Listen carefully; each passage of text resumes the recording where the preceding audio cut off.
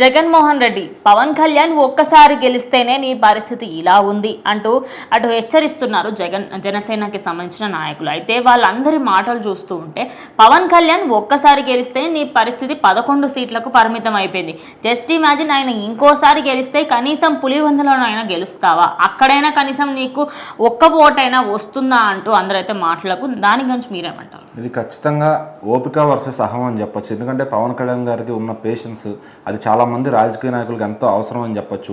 ఆ డిసిప్లిన్ కానీ ఆ పేషెన్స్ కానీ చానాళ్ళు అంటే సక్సెస్ కోసం వెయిట్ చేసి సినిమాల్లో ఎలా వెయిట్ చేస్తారో రాజకీయాల్లో కూడా అలా వెయిట్ చేశారు. సో మరి 10 సంవత్సరాల తర్వాత ఆయన అనుకున్న ఒక గెలుపు అయితే ఆయనకు దక్కింది. సో మరి ఈ 10 ఏళ్లలో ఆయన ఎంత డెవలప్ అయ్యారంటే అసలు గెలవని స్థాయి నుంచి ఒక సీటుకి, ఒక సీట్ నుంచి 21 సీట్లుగా అయితే ఆయన ఎదిగారు. సో మరి అహం అనే ఇటు జగన్మోహన్ రెడ్డి ఏదైతే ఉన్నాడో ఫస్ట్ తను గెలిచాడు, తర్వాత పార్టీ స్థాపించాడు, 151 సీట్లు ఉన్న వ్యక్తి ఈరోజు 11కు పడిపోయాడు. మరి ఓపిక వర్సెస్ అహం అంటే అదే. ఖచ్చితంగా అహం ఉంటే ఎంతో కాలం ఉండలేరు, నిలబడలేరు అనడానికి జగన్మోహన్ రెడ్డి ఒక ఉదాహరణ. సో మరి అదే అహం ఇంకా తగ్గలేదు అనుకుంటా ఆయనకి. ఇంకా పవన్ కళ్యాణ్ మీద ఏదో రకంగా విమర్శిస్తూ అలాగే చేస్తున్నాడు. సో మరి ఆ 11 నుంచి ఇంకా పడటానికి ఏం లేదు, మళ్ళీ 1కి వెళ్ళిపోవాలి. ఆ తర్వాత పార్టీ కూడా ఇంకా తీసేయాల్సిన పరిస్థితి వస్తుంది. సో మరి అలాంటి వ్యక్తి ఎందుకు మరి పదే ప్రెస్ మీట్లు పెట్టడం, పవన్ కళ్యాణ్ గారిని విమర్శించడం, అలాగే చంద్రబాబు గారిని విమర్శించడం, లోకేష్ గారిని విమర్శించడం అంటే ఆయనకు అది లేకపోతే రోజువారికి ఇప్పుడు చిన్నపిల్లలకి ఒక చాకోస్ ఏవో ఒకటి తింటారు కదా, అది అలవాటు పడిపోయి వాడికి ఎడిక్ట్ అయిపోయినట్టు ఈయన వీళ్ళందరినీ మాట్లాడడానికి, అందరితో మాటలు అనిపించడానికి ఎడిక్ట్ అయిపోయాడు అనమాట.